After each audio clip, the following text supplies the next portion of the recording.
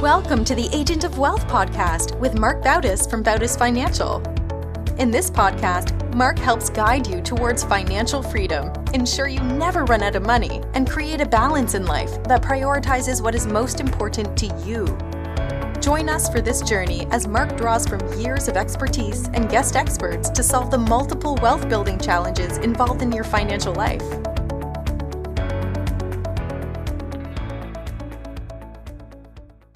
Welcome back to the Agent of Wealth. This is your host, Marc Bautis. On today's show, we brought on a special guest, Rachel Murphy. Rachel has worked with young people for almost 25 years as a youth director, a foster parent, a mentor to young adults, and is a mom to 5 children. Through the years, she became more aware of how teens are lacking easily self-taught skills that would help them as they launch out on their own. Her family started raising confident teens to teach life and leadership skills to teens and their parents. She's the host of Raising Confident Teens podcast. Rachel is also the author of the newly released book, I Am Not Your ATM, a practical plan for teaching your teen to manage money. Rachel, welcome to the show.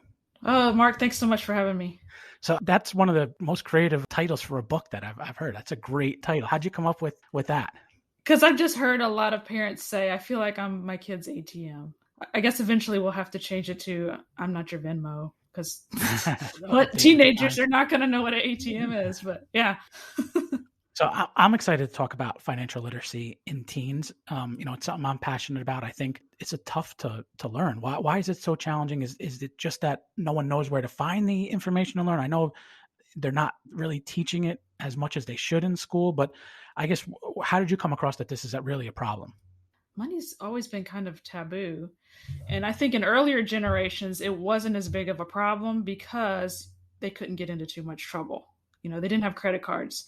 So they ran out of money. They just stopped spending. But then our generation came along, the first generation that really had credit cards coming out of college. And so our parents, even the ones that taught us about money, didn't know. I mean, they might have said, don't get into debt, but they really didn't know how to teach us how to navigate credit cards and what it really costs. The interest is really going to cost you in the long run. And just the more practical ways of just, here's how you can do it on your own.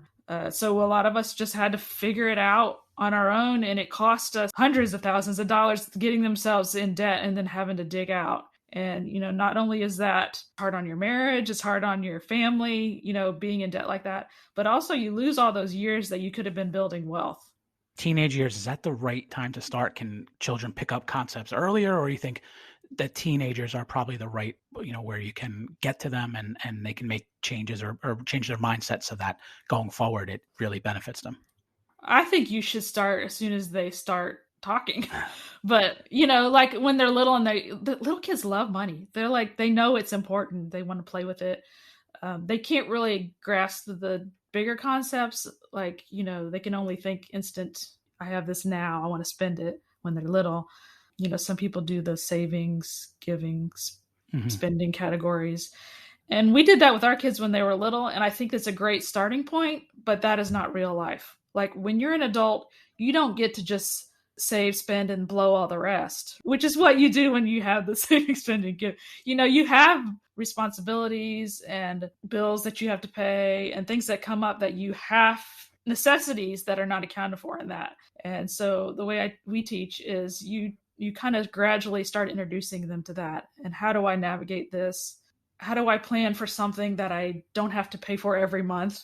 That's a big one for a lot of people that no one ever teaches them. And then, what? I got to pay that car insurance bill, So how do you do it? Do you pick a concept to start with and then build on that? And then if that's the way you do it, what is that concept? That's kind of the foundation of where you should start with teenagers.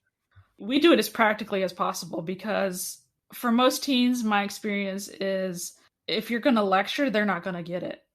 Like, it's just a theory. It's, it might just be a word problem on the page, but how does that relate to my life? So what we do in our family and what we teach is starting in 5th or 6th grade, we start turning over parts of the budget to them that are related to them.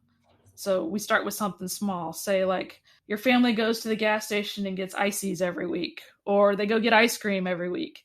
Instead of mom or dad pulling out their wallet and paying for everybody every time, how about your kid gets an ice cream budget They get it once a month, beginning of the month, and they have to manage it for the whole month.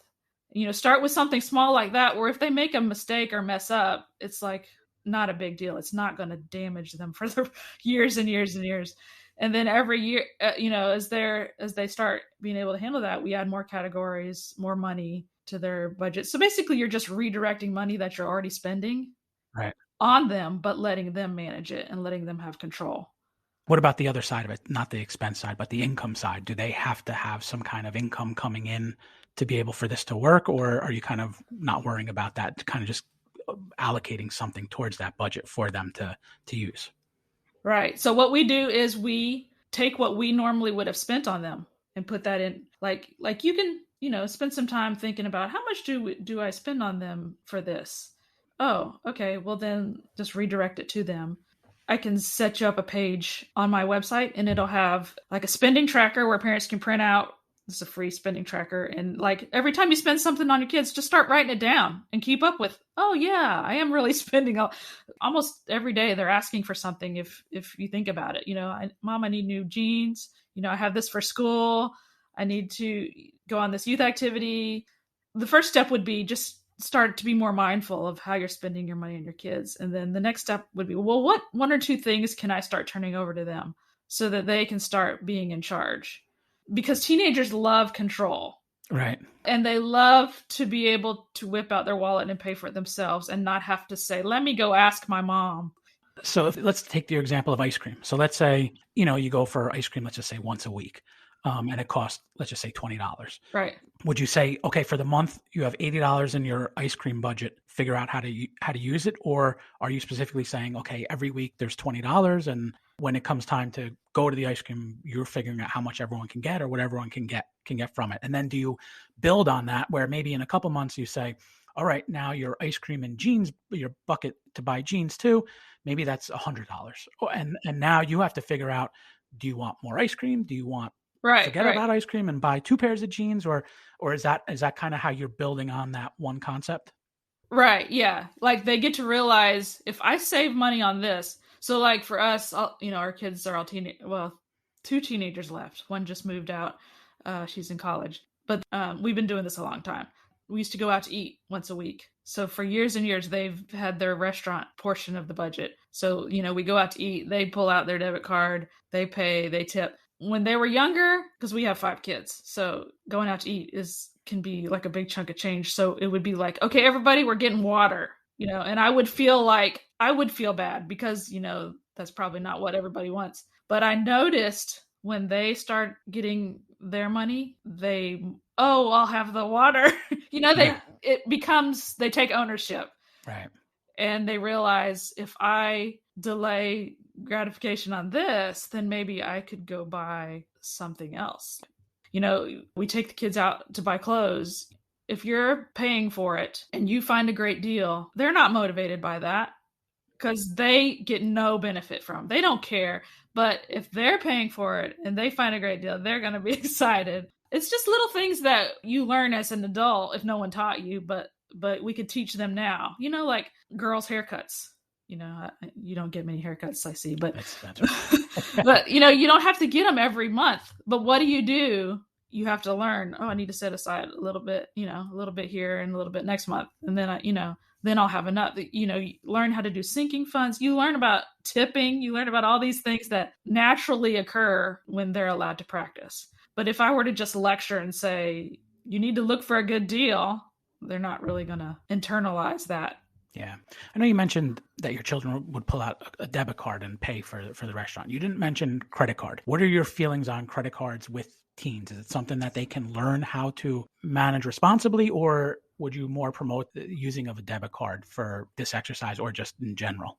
Right. Well, we kind of have a progression. We start out with cash when they're little because that they can't really conceptualize the plastic. And then we transition to debit card. Our bank allows it at 8, which is kind of young, I think. That way, my kids, they get their monthly salary from us for all the stuff they buy. And it goes, I don't even have to think about it. It goes 10% to savings, and then the rest goes into their spending account with their debit card. So, I don't have to even pay them, really. It just automatically happens. Mhm. And then once they turn about 16 and they're driving, I put them on as an authorized user on my card. That way it'll start building their credit. Mhm. And they can only use it if my card, if, hey, I need you to go to the grocery store and get something for me. Right. And then once they graduate, we let them get their own like student card and start using it for small stuff. But I'm not anti-credit card. We went through a period of about 10 years when we were digging out debt where we did not use credit at all just because, of what we had been through. And I'm glad we did that. But, I'm not going to be one of those people that says you should never use credit because, they're going to need credit to get an apartment, to get a cell phone. It's a part of life. What has the feedback been from your kids on this method of kind of learning about it? Do they even realize it, or? They love it. They love it. My 19-year-old is like, I am definitely going to do this with my kids because it makes them feel like adults. It's taught them a lot of lessons. Like they've learned how to negotiate with mom. Like if something comes up, I don't bail them out if they blow it, on something that they should have known. But if something comes up, like she came to me last year and said, hey, Mom, I'm driving the younger kids around a lot for sports and stuff, and I'm spending more on gas than I normally would. Can you increase my amount for the gas budget? And that was a reasonable request, So yeah, sure, I'll do that. But they learn to advocate. They learn because if you don't ask me, I might not know. I might not have thought of this, Sure. So, I feel like that's a good skill to have, when they go out into the world and get a job, they learn how to say, hey, this is the value I'm offering. Can we see about increasing my compensation? Yeah. See, usually kids learn from two areas, right? They learn from either school or they learn from what they pick up from their families or from their parents. I've been hearing for a long time, financial literacy should be taught in school, Yet, I think in some areas it's maybe a little bit more than when I was growing up, but why not more in school? And then the same thing, why do families have a tough time talking about money or, teaching these lessons to kids? Well, the school thing, I think there's so many aspects to this. Part of the school thing is they probably have trouble finding people to teach it because so many people, if you look at the statistics, the average person can't come up with $1,000 for an emergency. So, the lack of people to teach it, and it's not on the test, at least in our area. Right. That is not what we're teaching for. We're tested on all these standards. Being good with money is not one of them. In my opinion, that is one of the most important skills you can have because no matter where you live, who you marry, what job you do, you're going to have to be able to handle money. Now, the other thing I think about money and finances is the investing aspect of it. I think especially since like last year, a lot of teenagers or young adults, their initial foray into investing was through Robinhood and some of these meme stocks like GameStop, where they were hearing it and they wanted to participate. Now, on one hand, it's good that the interest is there and but again, it's like kind of going back to how do you protect them from maybe doing something and maybe it's not, and maybe they learn a lesson if something does go bad. But, we talked a little bit here about the savings, the debt, the spending. Is there an investment component? Yeah, we talk about if you were to say you're in college and you put a computer on your credit card, what will that look like in the long term? Like how much are you going to spend in interest? How much will it really cost you? And then we show them, what if you invested this money, every month in 40 years, how much money are you going to have? We talk about that kind of stuff. My kids do invest. The oldest has a Roth. My 14-year-old likes to do individual stocks, which we don't really encourage, but it's been good for him to see, because now he's interested, he'll see what they're doing, how they're doing. And he's sold some that haven't done well. So we do talk a lot about investing and what that will do for you. And hey, if you buy a house or build a house right off and then rent out the rooms, how will that affect you? And what if you bought a house or two every year, or what would that do? Just having conversations about how to make your money really work for you. Mm-hmm. I don't know if you've seen Scott Trench's book, Set for Life. Mm-hmm. Sure. Yeah. That's one of my favorites for young people. If you can get this now, I wish I had read it when I was a young person. If you can grasp these concepts now while you're younger, before the creep hits you, and just live more simply when you're younger. Everyone says the same thing. We don't make enough money. And how can that be? Because we all make different incomes. We all have different amounts of people in our family. We live in different areas of the country. How can everybody have that same problem? Barring the fact that there is a minimum you need to make to survive. For most people, that's not the problem. The problem is I just don't know how to manage it well. Right. So I know we went over that example with the ice cream and spending. What's next? Like, what's the next in the progression? Because I think that's where some people will find challenge in that they may need a blueprint. They're not educators. They're not financial experts. They may have their own bad habits, the parents themselves, but yet they still want to be selfless and they still want what's best for their children. Right. So how should someone in that case go about teaching their kids or getting their kids off to the right start? I actually read about this whole idea of turning over parts of the budget to your kid when my oldest was about 3, when we were going through all of that stuff. I read this book by Mary Hunt called Debt Proof Your Kids. And that book made such a huge impression on me, but she didn't go into the details like you're saying. And I struggled with that. Like, so what does this really look like? Like, can you break it down for me? What should I do this year? What should I do this? So that's why I wrote the book. I broke it down into, this is what I recommend you do in 5th and 6th grade. This is what I recommend you do 7th and 8th grade. Here's a budget that you can print out. And here's, if you want to have a little contract with your kid about, this is what I'm responsible for, or this is what you're going to be responsible for this year. This is the amount you're going to get. Because it took me years to just really figure out, well, what does this look like for a family, Because like you said, a lot of people are like, oh man, that's great in theory, but if you got to tell me step 1, step 2, step 3. So if you do want more detail, you can read my book. But if you don't want to buy the book, here's the basic steps. Just find some things that you're spending on them and just slowly start turning it over to them, Right. Don't do it all at once because that's overwhelming. But I mean, think about it. Like, if you've never reconciled a budget, you've never been in charge of your money, and then all of a sudden you're out on your own, and then you look at your statement and you have 100 transactions, what do I do? But if you start when you're 6th grade or whatever, I've only got 2 or 3 things on my statement. Those are really easy to reconcile, and then it's not so overwhelming. It's kind of like teaching your kid to drive. When we teach our kids to drive, we start out in the parking lot down the street. And then we go to a subdivision, and then we go to a kind of a quiet street, and then we go through the city, and then we go to the interstate. For a lot of people, it's kind of like, oh, we may have done like the parking lot, but then there was nothing, and then I got thrown out into the Atlanta freeway at night, like, I don't know what I'm doing, and I get run over, Yeah. So I know you mentioned the kids like it. You're having a lot of success with it, but nothing is ever like a straight shot up. What are some of the challenges that you've had using this methodology? Right. Well, sometimes my kids come to me, like I said, my daughter, like, oh, I'm driving more. Can we talk about it? Or you'll have expenses come up that you didn't think about.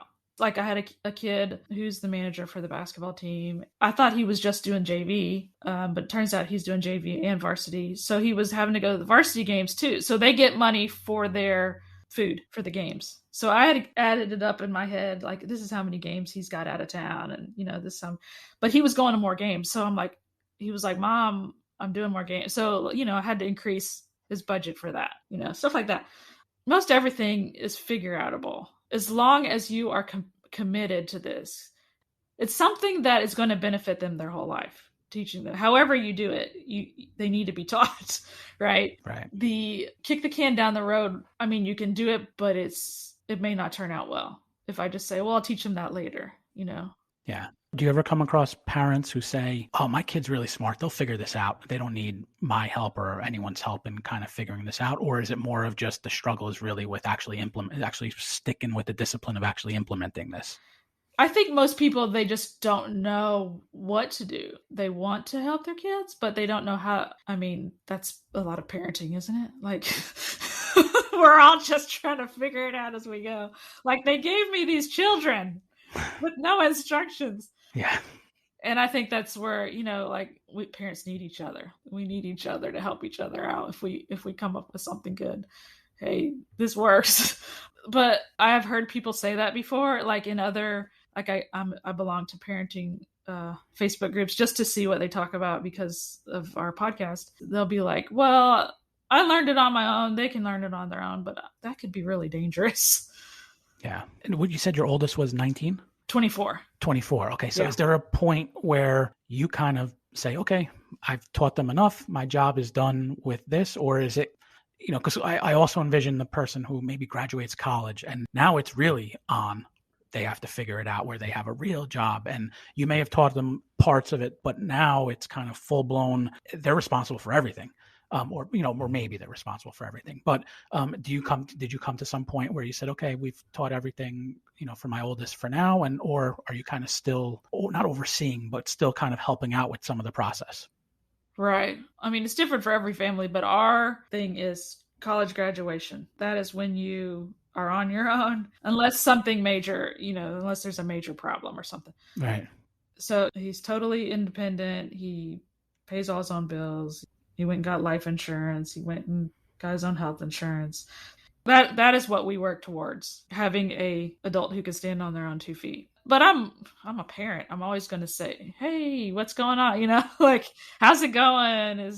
You're always going to be interested in their life and want to help. But the goal is to get them where they can support themselves. And right. Because I mean, that's what they want too, really, is to be able to support themselves and to be confident in their own ability.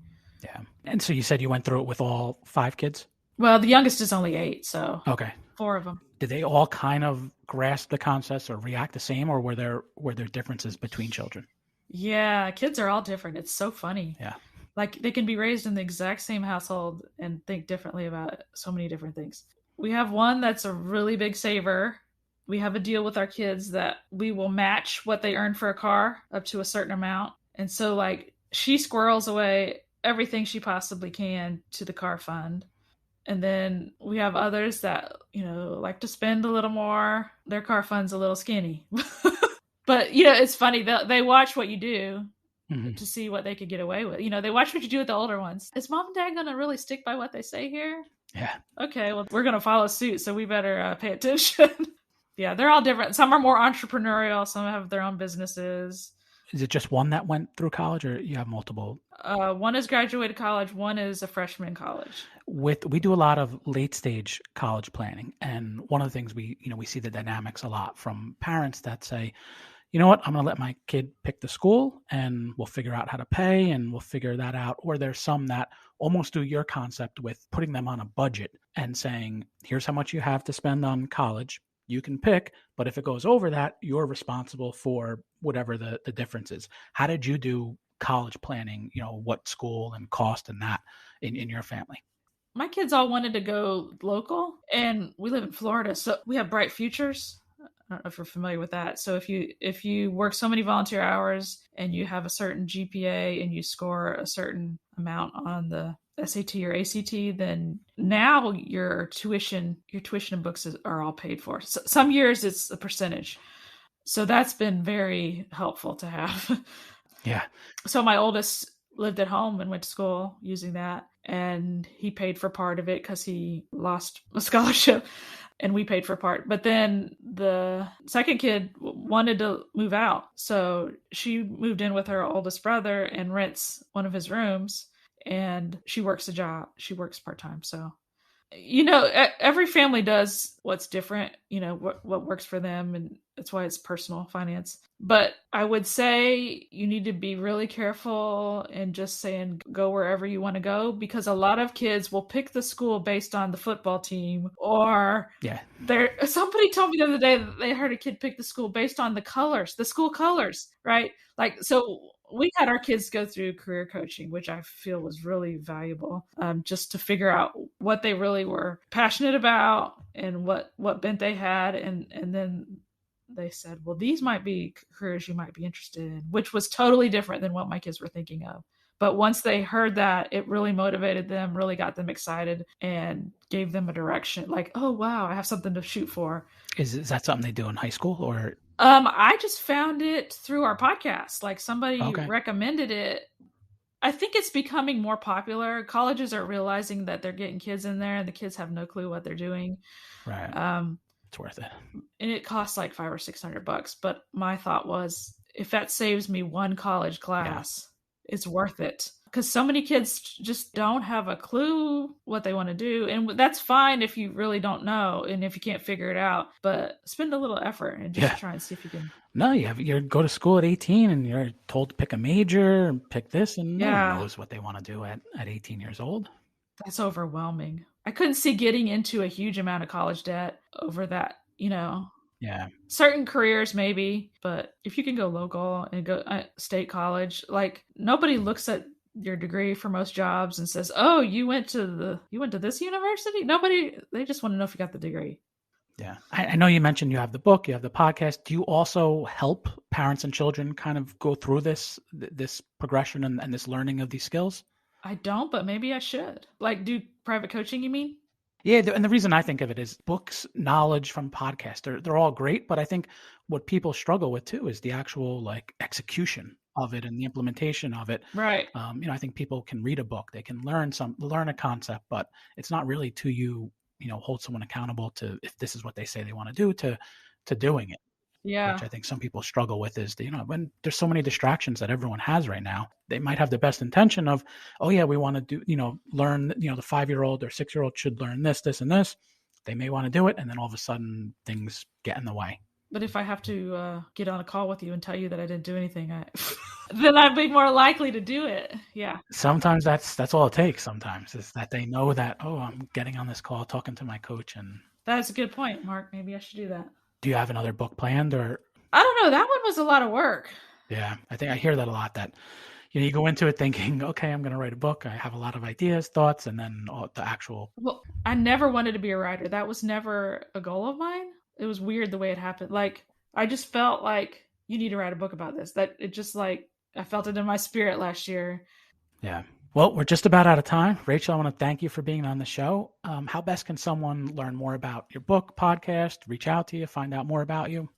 If you go to rachelmurphycoaching.com/agents, I'm going to have a page just for Mark's listeners here. Awesome. Thank you.